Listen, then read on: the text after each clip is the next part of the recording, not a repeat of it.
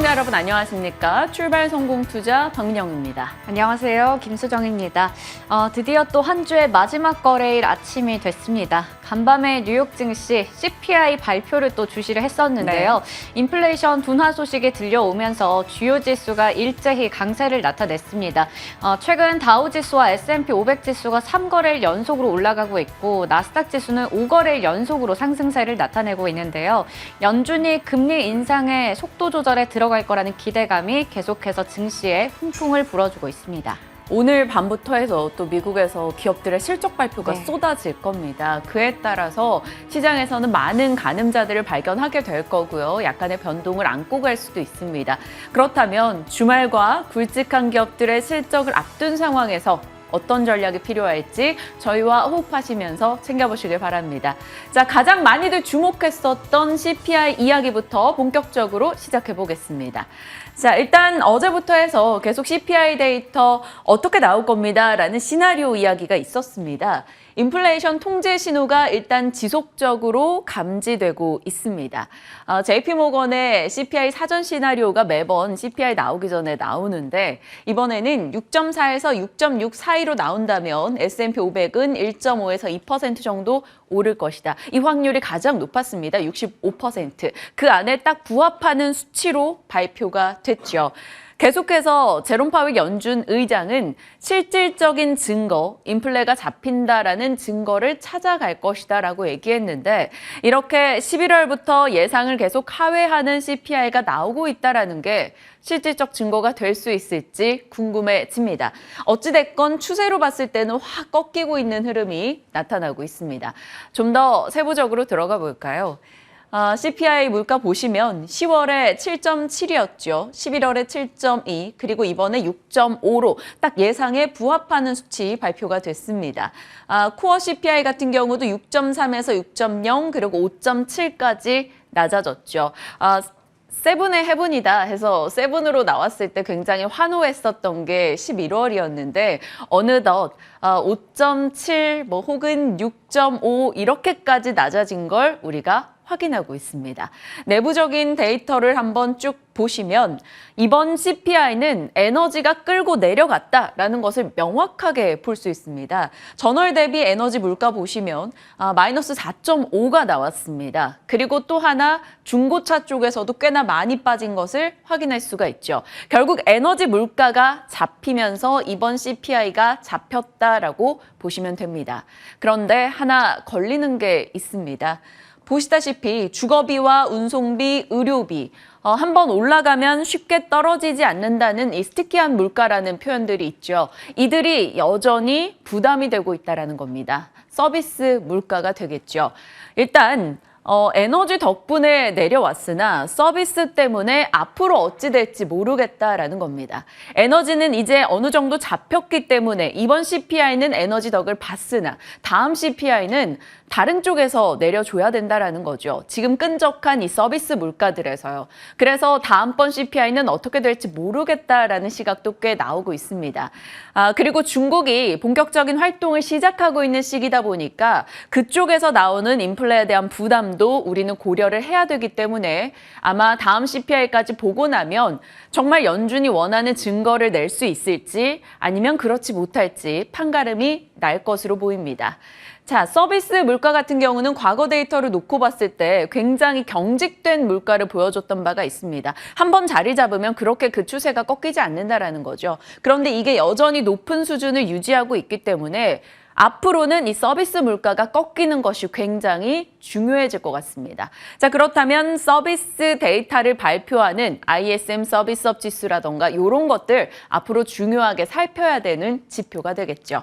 어찌됐건 이번 CPI는 예상에 부합하면서 내려왔습니다. 자, 그러다 보니까 CPI 추이와 각 지수 흐름을 제가 놓고 꾸준히 보여드려 왔었는데요. 전월 대비해서 CPI 추이는 확연하게 떨어지는 것을 볼 수 있고요. 여기서 보실 거는 11월이 되겠습니다. 11월에 CPI가 예상을 하회하면서 쇼커버가 굉장히 강하게 나왔고 그날 폭등이 나왔지 않습니까? 이게 S&P 500이 5%였고 그날 제 기억엔 나스닥이 7% 이상 올랐던 걸로 기억합니다. 그리고 12월 달도 예상을 하회하고 하루 정도 좀 좋은 흐름이 있었는데 이번에는 그거보다는 탄력이 조금 떨어졌다라는 거죠. 어느덧 이 CPI가 안정을 찾아가는 것에 지수 반응은 조금 묻어내지고 있는 느낌입니다. 미리 조금 올랐기 때문에 쇼커버를 땡겨 쓴 느낌도 있고요. 자, 이러한 흐름 속에서 어느덧 2월 FMC에 대해서는 25bp가 거의 기정사실화되고 있습니다. 매파적 성향을 띠고 있는 걸로 평가되는 필라델피아 연은 총재죠. 패드릭 카커가 75bp씩 올리던 시절은 이제 지나갔다라고 이야기를 합니다. 2월 25bp가 적절할 것 같다라고 표현했고요. 일각에선 연말부터는 100bp 정도 금리 인하했을 거야라는 얘기까지 나오고 있습니다. 상당히 완화적 목소리가 꽤 많이 들리고 있네요. 자, 25bp 인상 확률이 정말 확 올라갔습니다. 보시다시피 76에서 94로 인상 확률은 껑충 뛰어 올랐고요. 미국의 국채금리는 2년물, 10년물 모두 다 큰 폭으로 내려갔고 달러도 약세를 기록했습니다. 자, 이러한 흐름이 고스란히 시장에 반영이 됐겠죠. 다만 11월처럼 정말 쨍하게 반영되진 않았고요. 상대적으로 고민이 많이 느껴지는 흔적이 있었습니다. 장 초반에는 거의 낙서처럼 움직임을 보였어요. 그러다가 어찌됐건 떨어진 것에 많이들 환호하면서 또 25bp 인상 이야기가 나오면서 올라섰습니다. 다우 0.6, 나스닥 0.6, S&P 500은 0.3% 상승 확인이 됐죠. 오늘의 키워드는 이렇게 정리할 수 있어요. CPI가 안정을 찾았고 그 가운데 매드베스 비욘드처럼 계속 밈 주식들의 급등이 어제, 오늘 추가로 나오고 있다는 것, 이쪽에서 쇼커버가 굉장히 강하게 나오고 있다는 것 확인이 됩니다. 밈뿐만이 아니고 비트코인이나 이런 가상화폐 쪽도 움직임을 보이거든요. 확실히 위험자산에 대한 선호가 조금 올라가고 있음은 느낍니다. 지나친 것에 대해선 경고의 목소리가 나오고 있으니까 참고하시고요. 달러와 금리 내려갔고요. 유가는 또다시 올라섰다라는 소식 확인이 됐습니다. 신규 실업수당 청구 건수가 매주 발표가 되죠. 20만 5천 명입니다. 예상을 하회했고 전주 대비도 떨어졌습니다. 이것은 결국 고용이 여전히 뜨겁다라는 것을 말하죠. 고용은 견고한데 인플레는 꺾였다. 우리 주초에 이야기 나눠봤던 골디락스 얘기가 또 살짝 언급이 됐습니다. 아직 여기까지 기대를 키우기에는 조금 지나친 한 발이란 생각은 듭니다만 어찌됐건 그 이슈가 시장에 조금 힘을 실어줬네요. 계속 싸우고 있습니다. 연준이 이제 우리가 이겼다라고 물가를 잡았다, 승리 선언을 해야 할 때다라는 목소리도 있고요. 아직 멀었다, 서비스 물가가 남아있다라는 목소리도 있습니다. 자, 이제 좀 세부적으로 종목들 흐름 보겠습니다. S&P 500 종목 중에서요, 90%가 51선 위로 올라왔습니다. 과거 이런 것은 이제 상승 전환에 제대로 된 랠리가 나오는 신호탄이다라는 분석도 있기 때문에 어떨지 궁금해지네요. 어찌됐건 에너지 쪽의 강세 나타났고요. 빅테크도 반도체 필두로 해서 조금 견조했습니다. 전기차 쪽이 오늘은 고민이 많아 보였어요. 테슬라가 하락하는 움직임도 있었습니다. 재고 얘기도 나왔고 중국에 또 리스크가 불거졌죠. 하지만 저가 매수 들어오면서 테슬라 필두로 해서 2차 전지 혹은 리튬 관련주들 그래도 견조하게 상승 마감을 보였습니다. 눈에 띄었던 건 이제 아메리칸 에어라인이 4분기 가이던스를 상향하면서 항공주들을 죄다 끌고 올라갔습니다. 유나이티드 항공, 델타 항공, 사우스웨스트 항공 모두 다 강한 상승으로 거래를 마쳤고요. 개별 시세들도 지금부터 조금 보겠습니다. 눈에 띄는 게 구리 가격입니다. 제가 급하게 추가를 했는데 11월 29일에 언급해드렸던 내용이에요. 이게 S&P 글로벌에서 내고 있었던 구리에 대한 전망이었습니다. 앞으로 구리 시장은 정말 구리의 쓰임이 폭증할 것이다. 5,000년 동안 인구가 채굴했던 구리를 앞으로 몇 년 안에 채굴해야 될 만큼 구리는 필요하다였습니다. 그 내용은 해상풍력 같은 경우에 선이 엄청 연결이 되잖아요. 그 배전선 안에 다 구리가 들어간다라는 거고요. 태양광도 마찬가지, 전기차도 마찬가지입니다. 그런 과정 속에서 우리가 보고 있는 모든 산업은 구리를 필요로 한다라는 거였고요. 지금 약달러기 때문에 구리 가격을 올릴 수 있는 있는 요인이 되고 중국과 유럽과 미국 경제에 대한 연착륙 기대 굉장히 높기 때문에 그로 인해 구리 쓰임이 증가한다라는 겁니다. 그래서 오늘도 구리 가격 올랐고요. 구리 관련된 종목들, 서던코퍼와 같은 종목들이 52주 신고가 기록하기도 했습니다. 금 가격도 우리 금수정 앵커가 계속 브리핑을 해줬는데 쉬지 않고 또 올라가고 있네요. 금속이 확실히 관심권역에 들어오고 있는 요즘입니다. 자, 시장의 연착륙 기대 이야기가 계속 나와서 몇 종목들을 조금 돌려봤습니다. 그중에 크록스와 치즈케이크 팩토리, 쉐이크쉑 이런 종목들이요. 주가 흐름이 올해 들어 괜찮더라고요. 크록스 같은 경우는 올해 한 18% 올랐는데 11월부터 치면 84%나 올랐습니다. 보통 이들 기업은 미국 내에서 비중을 조금 매출을 크게 잡고 있는 업체들이다 보니까 미국 경기의 가늠자라고 여겨지는데 이들이 조금 견조하다? 그렇다면 미국 경제 탄탄하지 않겠어? 버틸 것 같아? 라는 시각 등도 확인되고 있습니다. 그냥 추이 놓고 한번 지켜보시라는 차원에서 말씀드렸고요. 오늘 장에서는 전차의 견조함을 확인한 느낌이랄까요?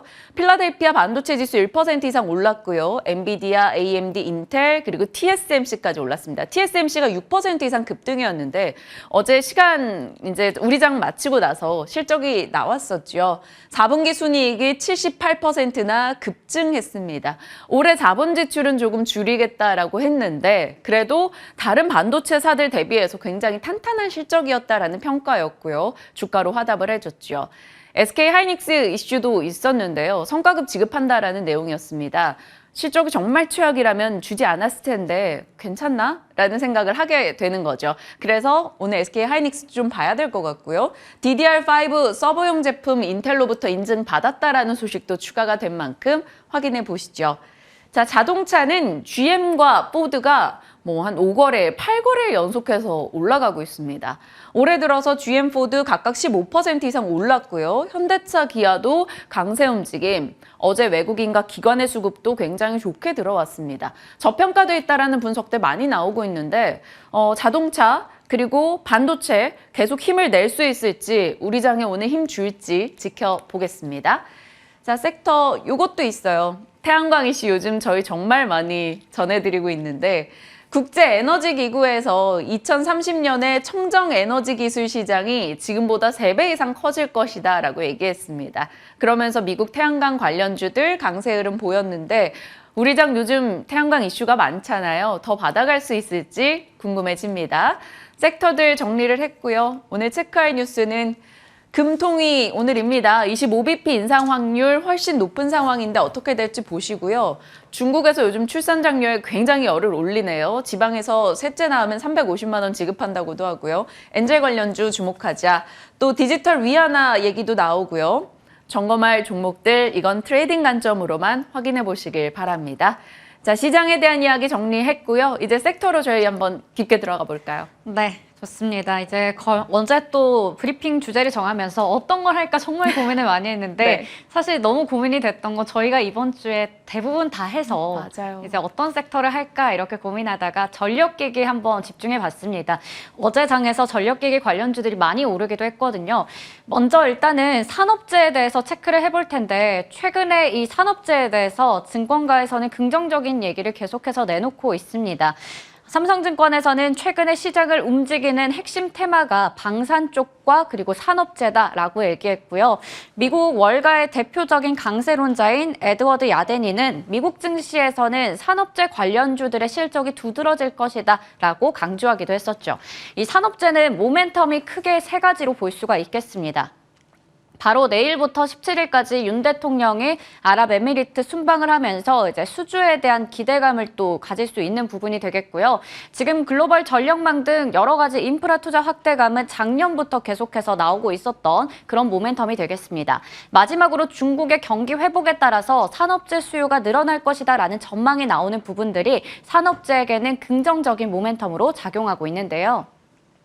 이 중에서도 오늘 전력 얘기해 보겠습니다. 저희가 이 산업재 쪽에서도 전력에 대해서는 벌써 2번이나 브리핑을 해드렸었거든요. 11월 17일 브리핑 내용입니다. 글로벌 전력망 인프라 투자가 확대되고 있는데 기존의 노후된 설비를 교체해야 되고 또 기존의 전력망을 보강하고 또 새롭게 신설하기 위해서 여러 가지 전력 쪽에 투자를 많이 하고 있다라는 부분인데요.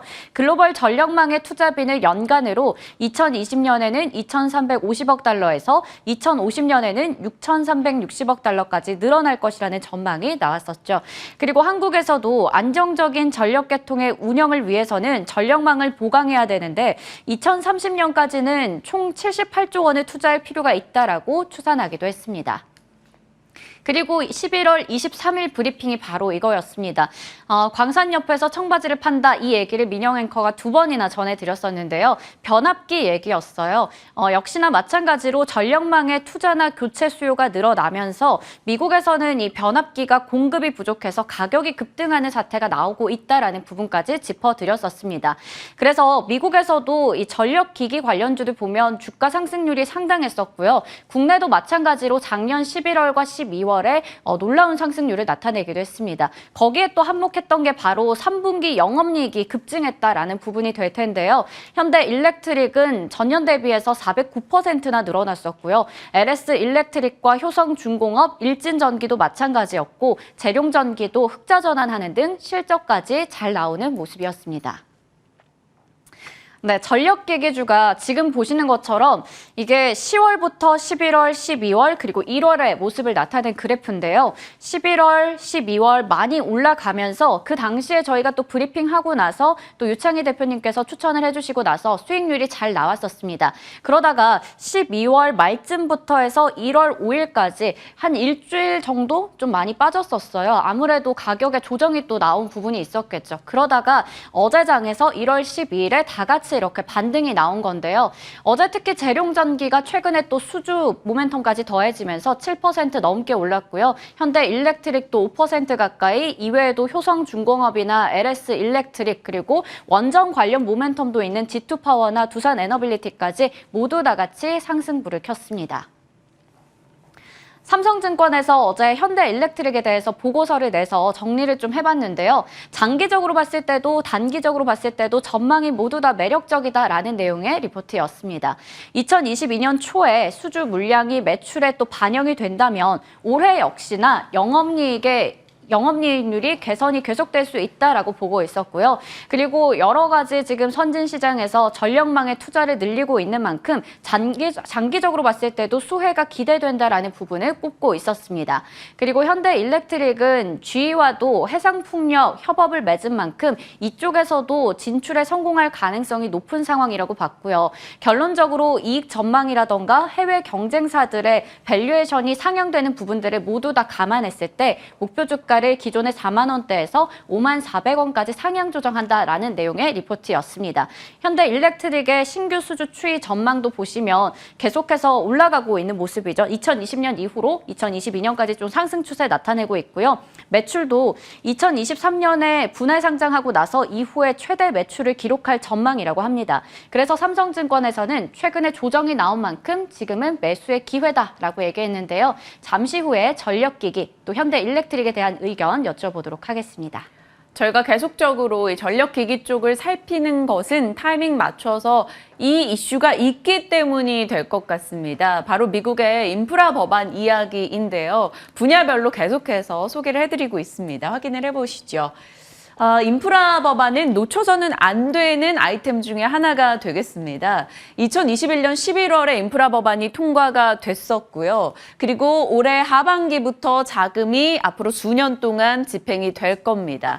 그 내용은 뭐 도로, 교통부터 해서 공항 인프라부터 전기차 혹은 항만, 교량, 굉장히 다양한 분야의 인프라 투자를 한다라는 거였고요. 미국이 굉장한 선진국이지만 인프라 측면에서는 많이 부족하다라는 지적들이 있죠. 그것들을 싹 바꿔 나가겠다라는 겁니다. 거기에 어마어마한 자금이 투입이 되고요. 그중에서 가장 많은 자금이 투입되는 순서들을 살짝만 몇 가지 정리했는데요. 도로, 교량 부분이 1등입니다. 그리고 앞서 쇼 앵커 얘기했던 전력 기기와 관련된 전력 인프라 부분이 2등 등이죠. 그래서 그때 당시에도 인프라 법안 관련해서 이걸 좀 꾸준히 보셔야 됩니다라고 전해드렸던 거고요. 이런 쪽 시설 투자나 인프라 투자가 계속된다면 우리가 지금부터 관심을 갖거나 혹은 관심을 가질 종목을 찾아둔다면 무엇이 될까를 고민하고 있습니다. 오늘 도로 교량 쪽에 좀 초점을 맞춰보면요. 이번 가장 많은 금액이 들어가는 만큼 1956년 이후 도로에 가장 많은 투자를 하는 겁니다. 5년간 140조, 연평균 27조에 달하는 금액이죠. 인프라 법안의 큰 꽃 중에 하나가 바로 도로 교량이 되겠습니다. 하반기부터 이쪽 사업이 좀 절정을 이룰 것으로 보이는데요. 예산 집행이 7월 1일부터 주로 이루어지기 때문입니다. 그렇다면 그 집행을 받아서 사업들이 들어가기 시작한다? 도로, 교량? 우리는 그럼 딱 떠오르는 섹터가 있죠. 건설기계, 굴착기, 중장비 이런 쪽이 되겠습니다. 그래서 한참 인프라 법안 얘기가 나올 때 관심을 가져야 되는 종목들 해서 이렇게 좀 거론이 됐었어요. 벌컨 머티리얼즈라고 해서 미국 내에서 이런 토목과 관련된 점유율 1위 업체라고 보시면 되겠습니다. 이 종목도 올해 들어서 한 10% 정도 올라왔고요. 마틴 마리에타 5%, 그리고 캐터필러와 디어 등의 종목도 10에서 16% 정도 올랐습니다.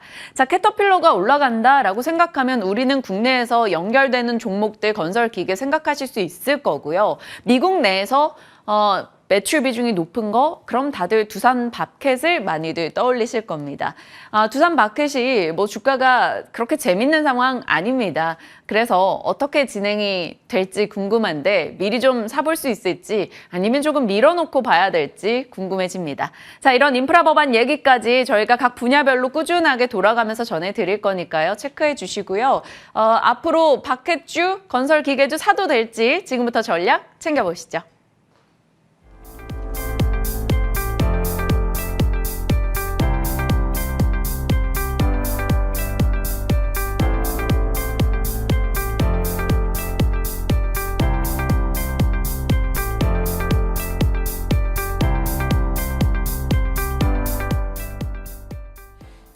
시장에 대한 전략 진만쌤과 나눕니다. 어서 오세요. 네, 안녕하세요. 드디어 CPI 또 지나갔습니다. 이렇게 한 곡에 한 곡이 넘기고 있는데 예상했던 대로 예상치에 딱 부합하는 수준이 나왔어요. 그런데 또 다음 과제들을 시장에 안겨주네요. 이제 에너지 잡혔으니 서비스다 이러면서요.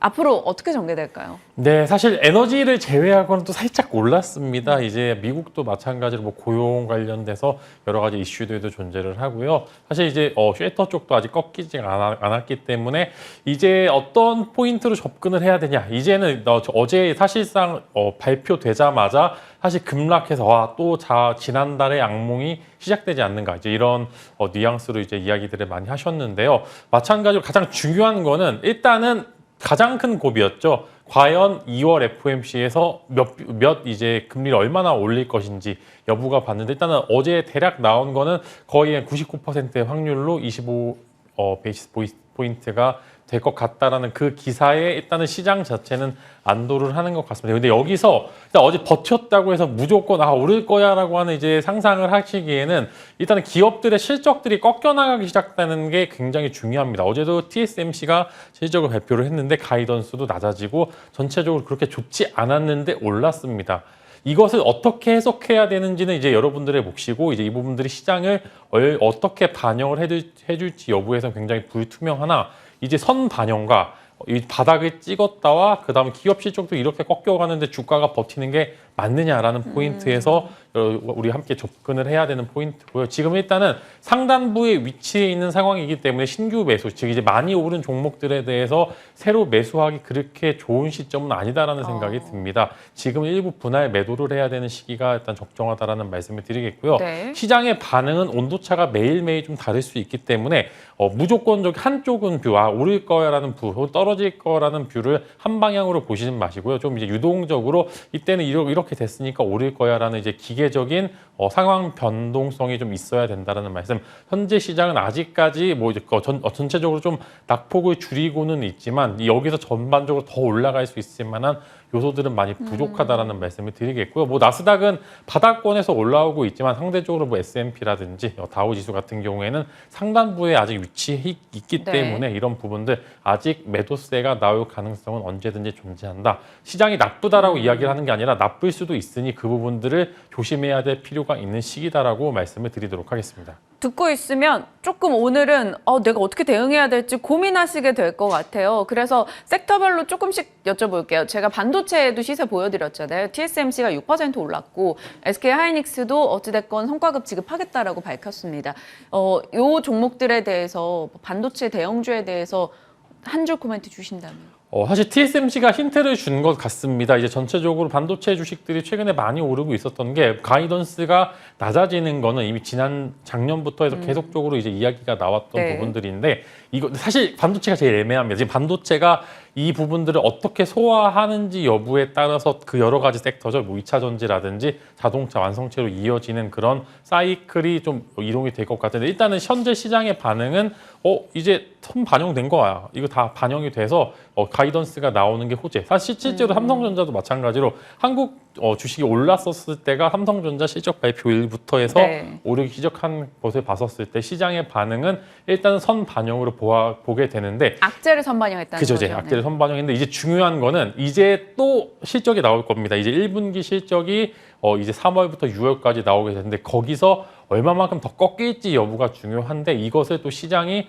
한 번 정도 소화를 어떻게 하는지 여부가 좀 좀 중요하고 일단 단기적으로는 조금의 더 상승 여력은 존재를 한다. 그러나 실적 시즌이 어느 정도 지나가고 또 비수기에 지나감으로써 나오는 여러 가지 실적에 대한 부정적인 이야기를 시장에서 소화를 어떻게 하는지 여부가 중요하기 때문에 네. 지금 단기 상방이지만 그러나 언제든지 꺾일 수 있을지는 그런 부분들은 여러분들이 좀 인지를 하고 있으셔야 될 것 같습니다. 기대 수익 자체는 조금 낮추면서 단기적으로는 더 상승 여력이 있다. 이렇게 정리하고 가겠습니다. 반도체가 워낙 지수를 조금 대변하는 면이 있다 보니까 꼭 한 번씩 질문을 하고 가게 되네요. 자, 다음 섹터로 가겠습니다. 글로벌 인프라 법안에 대한 관심도가 올라가는 시점이 됐죠. 이제 7월 1일부터 회계가 또 싹 바뀌면서 미국에서는 그쪽으로 인프라 법안 자금들이 집행이 될 겁니다. 그래서 전력기기부터 먼저 살펴볼게요. 전력기기 좀 조정받고 있는데 괜찮나요? 일단은 올해 같은 경우에는 이제 투자의 포인트를 올해 실적이 꺾이지 않는 기업들 위주로 보셔야 되는 게 일단은 시장 자체가 돈이 무조건 없는 즉 이제 주식 시장에서는 폭락이 있다라고 해서 무조건 다 떨어지는 게 아니라 정말로 그 안에서 오르는 섹터들도 존재를 하고요. 인프라 쪽은 그래도 아직 여유가 있는 게 교체 시기가 다가왔다. 즉 정말로 빅사이클이 작년부터 해서 슬금슬금 올라가고 있고 그 부분들이 어느 정도 중간 지점에 와 있기 때문에 아직 끝물에 그런 이제 부분들은 포착이 좀 안 되고 있는 부분들도 있고요. 사실 이제 사실 국내는 사실 오히려 인프라 투자가 많이 위축이 되고 있지만 미국과 뭐 인도 그다음에 이제 가장 전 세계 화두인 우크라이나까지 아직 전 세계 글로벌적인 소요들이 많기 때문에 쉽사리 꺾이지는 않겠다는 그런 이야기가 들릴 수 있을 거고 실제로 지수 대비 많이 올랐기 때문에 장기간 조정이 되는 건 네. 있지만 밴드 하단부에서는 또 금방금방 올라가고 밴드 상단부에서는 그 뚫을 만한 어떤 요소들이 없었기 때문에 상대적으로 또 조정이 들어가는 구간 즉 철저하게 박스권 구간인데 언제든지 박스권이 위로 뚫릴 수 있다라는 그런 생각을 가지시고 하단부에서는 매수 상단부에서는 분할 매도를 진행을 하시면서 충분히 끌고 가기 굉장히 좋다라는 그런 말씀을 드리겠고 실제로 이제 올해 실적이 꺾이지 않는 섹터들이 몇 개가 있습니다. 뭐 방금 우리가 설명했던 인프라 쪽 거기다가 방산 쪽은 또 하단부에 가면 또 여지없이 올라가는 모습을 보여주는 거 보면 시장은 올해 실적을 꺾이지 않는 섹터에 대해서는 그래도 더 올라가진 않겠지만 그럼에도 바닥권에서는 실적에 대한 그런 모멘텀으로 지지를 해주는구나 이런 포인트로 접근을 해보시면 언제든지 좋은 수익률을 거두실 수 있으실 것 같습니다. 전력기기 탑픽은 그럼 기존에 저희랑 호흡하셨던 LS일렉이나 현대일렉 이렇게 가십니까? 아니면 좀 더 작은 사이즈 재룡전기 이런 거 보십니까? 사실 이제 큰 틀로 보셨을 때는 LS 일렉트릭이나 이제 현대 일렉트릭을 보시는 게 맞는 거고요. 조금 더 이제 탄력성이죠. 이제 주가의 탄력성을 봤었을 때는 뭐 재룡전기라든지 나쁜 기업이 아니라 작은 기업이라고 해서 뭐 이제 조금 안 좋은 기업이 아니라 조금 더 탄력성을 가지고 있는 기업이기 때문에 내가 조금 안정적인 투자처, 즉 이제 대형주를 또 좋아하시는 분들이 네. 많으시니까 대형주 위주에 투자하시는 분들께서는 조금 이제 대기업 위주로 보시면 좋을 것 같고, 내가 이제 이들의 성장성을 지켜보겠다, 즉 이제 스몰캡 정도로 보시는 분들께서는 여전히 재룡전기를 탑픽으로 말씀을 드리겠습니다. 박스권의 흐름이 나오고 있는데 그 가운데서도 뚫린다면 상방이 뚫릴 가능성이 높기 때문에 전력기계에 대해서는 긍정의 시각을 주신 거고 입맛대로 종목 선택하자라면서 언급 주셨습니다. 또 다른 인프라 법안의 수혜 쪽으로 이 건설 기계도 좀 오늘을 정리를 해봤는데 미국향을 생각해봤을 때 두산 마켓 이렇게 생각할 수 있지 않을까요? 괜찮지 않아요? 네, 별로예요? 저는 좋아요. 저는 굉장히 좋다고 보고요. 지금 이제 오늘도 비가 좀 와서 이제 미세먼지 좀 씻겨 나갔는데, 또 중국이 공장을 가동하게 되면서 중국향 이제 관련 기업들도 많이 오르지 않을까 싶습니다. 그래서 충분히 각국의 인프라 투자들은 많이 나오고 있고, 특히 이제 경기 침체에서 가장 빨리 이제 벗어나는 방법은 이제 아무래도 토목 쪽, 이제 건설 장비 쪽이 가장 먼저 예민하게 반응하는 부분들이 있고요. 사실 국제적인 수요는 굉장히 많습니다. 미국은 작년부터 해서 인프라 계속 우리 하고 싶다라고 이야기를 하고 있는데 인플레이션 때문에 살짝 뒤로 밀렸던 부분들이 있고, 중국은 버티다 못해 그냥 경기를 끌어올리자, 뭐든 다 빼고 해서 경기 막 살고 있는 상황이기 때문에 니즈는 충분히 있다라고 말씀을 드리겠고, 사실 두산 기업들을 그렇게 좋아하지는 않습니다. 그러나 일단은 두산 밥켓과 그다음에 현대두산 인프라코어, 이제 두산의 이름이 있었던 이런 그런 두 가지 종목들이 중국향에 있는 현대두산 인프라코어가 현재 구간에서 뭐 괜찮을 것 같습니다. 이제 부담 없는 자리다라는 게 매수하기 좋은 포인트에서 이제 아이디어 선정을 정말 잘했다라는 그런 말씀과 함께 굉장히 현재 구간에서 충분히 신규 매수도 가능하고요. 상단부가 뭐 얼마 안 남긴 했지만 저는 위로 충분히 박스권을 이탈해서 위로 올라갈 수 있을 만한 가능성이 존재를 하기 때문에 중국향이 강하게 있는 현대두산 인프라코어를 일단 탑픽으로 말씀을 드리겠고요. 뒤로 사실 미국이 인프라 법안을 이제 어마어마한 투자를 하기에는 아직 인플레이션에 대한 우려는 존재를 하기 때문에 밥켓도 물론 좋은 종목이지만 우선순위는 2순위로 밀면서 이제 1순위와 2순위 한번 코멘트 드렸으니까 이제 공략해 보셔도 될 것 같습니다. 가끔씩 이렇게 섹터 선정을 했는데 이 이후에 또 좋은 흐름 나오고 이런 굉장히 보람차기도 합니다. 좀 잘 가주길 바라보겠고요. 이제 진만스픽 대신에 오늘은 금요일이고 하니까 진만쌤의 그간의 픽들에 대해서 좀 AS를 가져보고자 하는데요. 요 중에서 한번 해볼까요? ETF 굉장히 많이 얘기를 해주셨어요. 유연하게 대처를 하시기 때문에. 그리고 위닉스, 하츠도 AS 가져보겠습니다. 하나 에어로스페이스 12월 중순에 얘기 주셨고요. 좋은 수익 났죠. 최근 것만입니다. 그리고 ETF는 채권 비롯해서 관심 가질 다양한 분야 소개해 주셨고요. 위닉스, 하츠는 바로 어제 거 되겠습니다. 조금 짧게 대응을 하는 종목들이라서 하루 만에 이제 또 AS를 가져보시는 거예요? 네, 사실 오늘 또 미세먼지가 또 살짝 사그라드는 거 보니까 또 조정폭에 들어선 것 같습니다. 그래서 일단 먼저 말씀을 드리려고 해서 이제 올랐지만 그럼에도 일단은 이제 위에서 이제 수익권이신 분들께서는 또 당분간 또 비가 온다라고 하니까 이제 일단은 이런 부분들에 있어서 또 단기 노이즈입니다. 사실 이 관련주들은 또 미세먼지가 또 안심하면 또 조정폭에 들어갔기 때문에 일단 단기간 좀 매도하시는 포지션으로 잡아보시는 게 좋을 것 같고요. ETF 일단 말씀을 드렸던 게 당시 채권 금리 이야기를 드리면서 어차피 이제 금리 인상의 상단부는 좀 제한이 되기 때문에 그다음 거기다 추가적으로 일단은 베이비 스텝을 하게 된다라고 하면은 채권 관련 이제 흐름이 좋게 될 수도 있기 때문에 ETF 제가 채권 관련 쪽으로 말씀을 드렸는데 조금 더 홀드 하시고요. 한 15%까지는 수익률을 계산을 해서 공략을 해보시는 전략 가져보시면 좋을 것 같습니다. 네. 관심 가져 볼 만한 종목들 말씀 주셨었고 그 흐름에 대해서 AS에 주셨으니까요. 저희 꾸준히 같이 이런 식의 호흡해 나가도록 하겠습니다. 진만쌤 요즘 수익이 유달리 좋습니다. 여러분 더 많이 관심 가져주시고요. 오늘 여기서 인사 나누겠습니다. 고맙습니다.